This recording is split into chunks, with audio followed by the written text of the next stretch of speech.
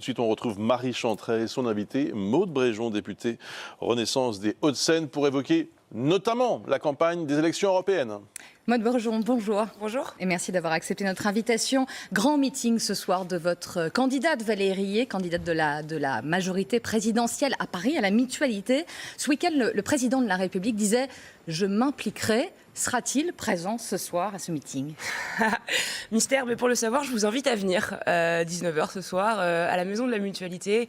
C'est un moment, vous l'avez dit, qui est important. Il y aura toute la majorité réunie, Horizon, Renaissance, le MoDem, l'UDI, le Parti radical, parce qu'on a la conviction que la France a besoin d'Europe, que l'Europe est à une croisée des chemins, que beaucoup va se jouer lors des prochaines élections. À la croisée des chemins, et vous dites européennes. même un programme ambitieux pour faire que l'Europe ne meure pas. Est-ce que c'est pas un peu anxiogène? C'est pas un message qui a l'air de fonctionner, de Mais passer? non, mais on voit bien ce qui se passe en Ukraine, avec toutes les incertitudes sur la politique américaine demain. Au fond, c'est quoi notre conviction?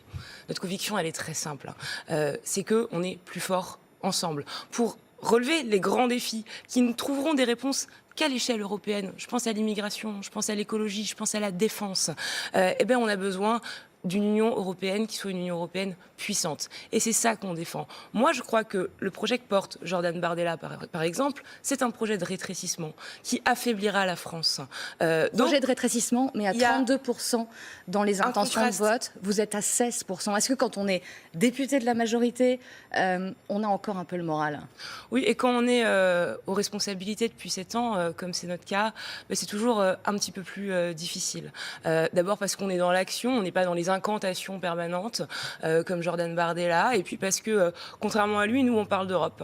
On ne s'appuie pas sur les colères des gens, on ne s'appuie pas sur voilà, ce qui va mal dans la vie au quotidien. Mais cette montée du RN, c'est pas votre échec. Est-ce que vous ne croyez pas à un référendum anti-président de la République?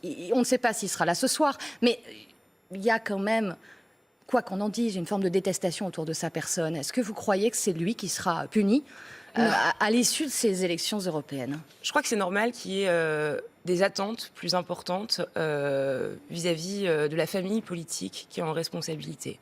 Je pense que c'est normal qu'il y ait aussi des mécontentements plus importants, encore une fois, quand on est aux manettes depuis 7 ans. Mais je le redis, la question, c'est pour ou contre l'Europe le 9 juin prochain. Et c'est à cette question-là que les Français vont répondre. Et à cette question-là, on a 2 projets radicalement différents qui s'opposent. Sur votre liste figure, on l'a appris hier, un certain François Bayrou, un Édouard Philippe ou une Elisabeth Borne en position non éligible. C'est seulement du symbole ou vous pensez que ça peut faire pencher la balance? C'est la preuve de la mobilisation totale de l'ensemble de la majorité, que les chefs de parti, que notre ancienne première ministre figure de façon symbolique, parce qu'ils ne sont pas éligibles, mais figurent sur cette liste, ça dit quelque chose de l'énergie et de l'importance qu'on met dans ce scrutin. Et c'est ce qu'on va essayer de faire passer ce soir. Vous évoquez les enjeux internationaux.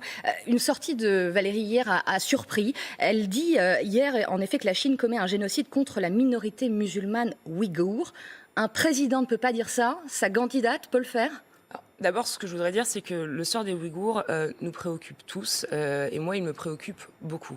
Pour autant, et je le dis très humblement, ce n'est pas à moi, de là où je suis, de qualifier ce qui est ou non un génocide. Il y a des organisations internationales pour ça. Et la justice internationale n'a pas encore tranché sur le sujet. Et voilà, et ça répond à des critères juridiques très précis. Elle est allée trop loin? En tout cas, moi, vis-à-vis de ma fenêtre de députée française, nationale, j'estime que ce n'est pas à moi de le dire encore une fois. Maude Bréjon, j'évoquais la courbe ascendante de Jordan Bardella, c'est un fait, il monte dans les sondages de jour en jour. Un témoignage beaucoup commenté, celui de Colombe, réalisé par notre confrère Paul Larouturou. Plus de 5 millions de vues, sympathisants RN qui votaient pour Jean-Marie Le Pen, qui votent pour Marine Le Pen. C'est la classe ouvrière oubliée. Vous ne savez plus parler à ces personnes-là? Alors, en tout cas, c'est un témoignage qui d'abord m'a beaucoup émue. Et c'est une femme qui représente, je crois, beaucoup de Français qu'il faut entendre et à qui il faut essayer de répondre. Son témoignage, il dit quelque chose de ce sentiment peut-être... oui, peut-être d'abandon, en tout cas de manque de considération. Et il faut répondre à ces gens-là. Il faut vraiment continuer à leur parler. On combat les idées du Rassemblement national on combat jamais leurs électeurs, c'est extrêmement important. Et donc, c'est ce qu'on continue de faire. Parce que Et la elle dit- dénonciation du pardonnez-moi, RN ne suffit plus. elle dit quelque chose de très intéressant. Elle dit au fond, ici, il n'y a pas de travail. Elle vient de Perpignan. Ce qu'on essaie de faire depuis 7 ans, et c'est pas facile, et on n'a pas tout réussi, mais c'est de redonner du travail à tous les Français. Quand on parle de plein emploi matin, midi et soir, parfois vous vous en avez marre, mais quand on parle de plein emploi, moi qui suis d'une génération qui a vécu en entendant parler de la courbe du chômage, je sais à quel point c'est précieux, et je pense que Colombe, elle sait à quel point ce combat-là, il est précieux. Et j'ajouterai une dernière chose, et ça c'est une conviction personnelle, le Rassemblement national ne résoudra pas les problèmes de Colombe. Parce que l'affaiblissement économique de la France, c'est pas ce qui donnera du travail à Colombe demain. Elle maintient avoir été exclue des Restos du Cœur. En tout cas, on lui a demandé de démissionner. Les Restos du Cœur démentent en disant qu'une procédure d'exclusion n'a jamais été entamée. Qu'est-ce que cela dit aussi, selon vous, et de la réaction aussi du Rassemblement national en disant qu'avec eux au pouvoir, ça n'arrivera pas? Bon, d'abord, je le redis, on combat les idées du Rassemblement national, jamais les gens qui votent pour eux.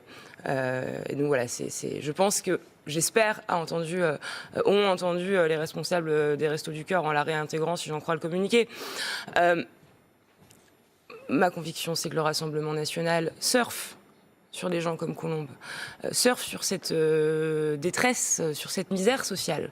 Mais encore une fois, n'apporte pas de réponse. Comment le Rassemblement national redonnera du travail demain à Colombe ? Je ne sais pas. Encore avec un projet qui ne créera pas d'emploi, qui ne créera pas de nouvelles usines, comme ce que nous, on essaie de faire et ce qu'on fait depuis 7 ans. Donc je crois que c'est plus difficile quand on est responsabilité, mais qu'encore une fois, Marine Le Pen elle ne répond pas aux problèmes de Colombe. Maude Brejon, un dernier chiffre qui interpelle, prononcé par Gabriel Attal, le Premier ministre, c'est fait, l'antisémitisme qui ne cesse d'augmenter dans notre pays, plus de 300% par rapport aux 3 premiers mois de l'année dernière. En fait-on assez? Punit-on assez sévèrement ces faits d'antisémitisme? D'abord, c'est une explosion qui est terrifiante. Terrifiante et qui nous concerne tous. Ce n'est pas que le problème des Juifs, si je puis me permettre. C'est le problème de tous les Français. Et c'est le problème de notre pays. Je rappelle quand même que les moyens ont été largement déployés depuis notamment le 7 octobre par le ministère de l'Intérieur sur la sécurisation des lieux de culte.